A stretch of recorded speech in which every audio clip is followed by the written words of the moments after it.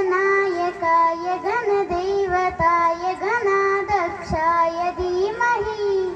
गुणशरीराय गुणमण्डिताय गुणेशानाय धीमहि गुणातीताय गुणाधीशाय गुणप्रविष्टाय धीमहि एकदन्ताय वक्रतुण्डाय गौरीतनयाय धीमहि गजेशानाय बालचन्द्राय श्रीगणेशाय धीमहि एकदन्ताय वक्रतुण्डाय गौरीतनयाय धीमहि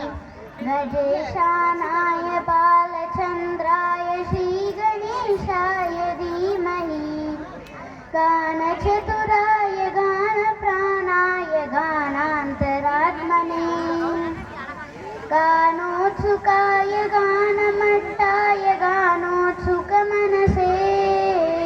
गुरुपूजिताय गुरुदेवताय गुरुकुलस्थायिने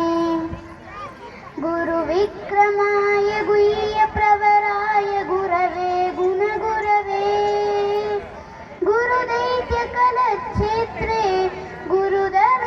गुरुधर्मसदाराध्याय गुरुपुत्रपरित्रात्रे गुरुपाखण्डकण्डकाय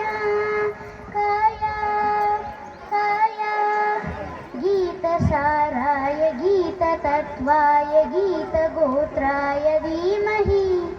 गूढगुल्पाय गन्धमट्टाय गोजयप्रदाय धीमहि